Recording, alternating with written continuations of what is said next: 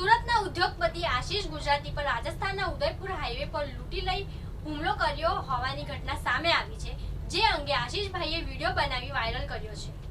સુરતના જાણીતા ઉદ્યોગપતિ અને ચેમ્બરના પૂર્વ પ્રમુખ શ્રી આશિષ ગુજરાતી પર ઉદયપુર હાઈવે પર લૂંટ અને જીવલેણ હુમલો કરવામાં આવ્યો હતો। આ ઘટનાથી સુરતના ઉદ્યોગ જગતમાં તીવ્ર પ્રતિક્રિયા જાહેર થઈ છે। આ ઘટના 26 ઓક્ટોબર 2025ની રાત્રે લગભગ 11 કલાકે રાજસ્થાનના ઉદયપુર જિલ્લાના પીપળી ગામ નજીક બની હતી।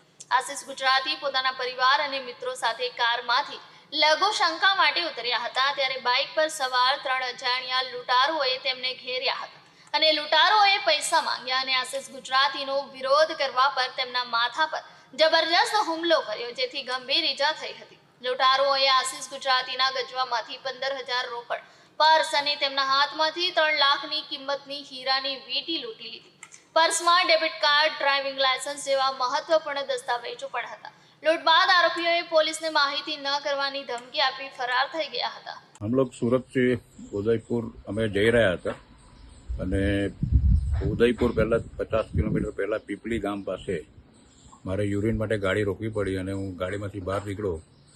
એના એકાદ મિનિટમાં જ 3 લોકો બાઇક પર આવ્યા અને હાથમાં મોટા મોટા લાકડા હતા અને તરત જ મારી સાથે લૂંટ ચલાવી અને પછી તેઓ મારા ગાડી પાસમાં મારા જે ફેમિલી, મારી વાઈફ, મારા ફ્રેન્ડની વાઈફ અને એનો દીકરો હતો એને બી જઈને ધમકાવવા માંડ્યા અને એ લોકોને કહ્યું કે બહાર નીકળો નહીં તો મને મારી નાખશે એમ। પરંતુ એ લોકોએ ગાડી થોડી આગળ લીધી અને રસ્તામાં જે આવતા જતા વ્હીકલ પાસે હેલ્પ માંગી।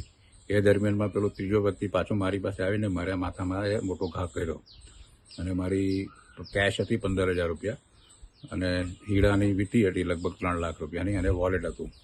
એ બધી વસ્તુ લૂંટી લીધી, પરંતુ આ બધા ટ્રાફિક અને ગાડીઓ રોકાઈ ગઈ એટલે એ લોકો પછી ભાગી ગયા અને આ બનાવ પીપળી ગામ પાસે અને રિષભદેવ પોલીસ સ્ટેશનની હદમાં બન્યો છે।